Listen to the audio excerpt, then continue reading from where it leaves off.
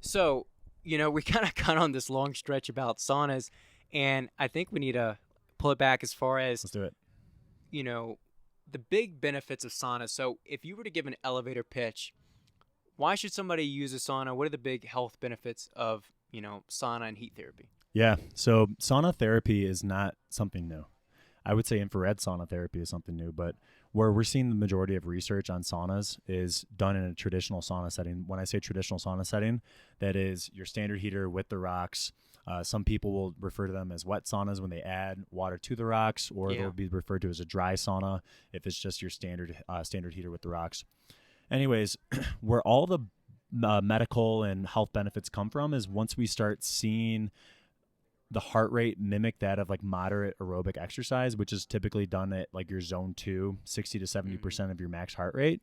So for the average person, what that typically looks like is that the temperature is going to be around like 175 to 200 degrees to mimic that. And what that simply means is that now we're getting blood flow to the system, circulation is increased. You're actually able to increase your mood and decrease anxiety through this. So you're stressing the body during your sauna session. That creates this dynorphin, which is the opposite of endorphins, response. And then once you come out and your body temperature is high and it starts to come back down, you have this endorphin rush. And all of a sudden you start to feel very confident and happy. What's and funny, smiling.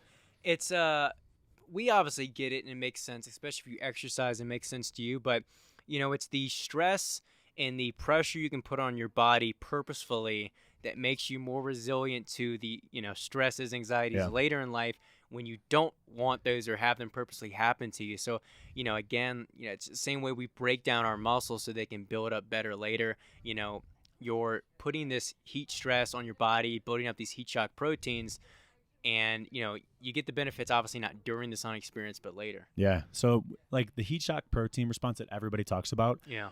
Right now, we do not get that, and we cannot achieve that in an infrared sauna. Yeah. And it's one of the reasons why I was going to ask what the comparison was with infrared versus red light. Yeah, it's actually, it's one of like the biggest questions that we get all the time. We actually just made a social media educational post. So every 6 posts that we make, we always try to just provide a little bit of sauna education. Yeah. Not just for our current customers, but potential customers or just our followers.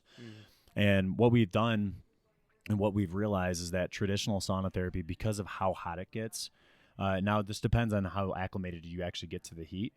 Somebody like Eric Hinman, who's in at 220 degrees for 25 minutes for 3 rounds with cooling in between, he needs that response and that type of stress. And he's created those adaptations to be able to withstand that. But for somebody who's never done sauna therapy, maybe 175 might be a lot. Yeah. So the heat shock protein response happens once you want to get out of the sauna. So typically for most people, you're not going to achieve that if you just feel comfortable and you're sweating and you're relaxed. You could get that in an infrared sauna. An infrared sauna can get uncomfortable. But for the majority of people, once you get into the sauna and you have that emotional and you have that psychological stress where you're like, oh man, this is starting to get uncomfortable, I need to get out. That's where the heat shock protein response typically starts. That's the ballpark area. And what that allows us to do, the reason why you want heat shock proteins, it actually is something called like a hormetic stress.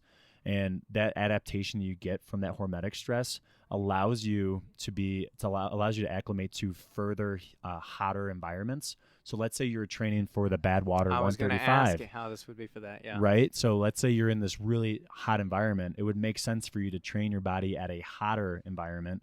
So what you could do is you could do your aerobic training. Let's say you're doing 6 to 8 miles or half marathon, and then you jump into the sauna for 15 to 20 minutes after. You're actually conditioning your body to be able to stay at an aerobic state, right? Because it's hot enough to induce that aerobic state. Yeah. But now you're actually acclimating to the heat. Yeah.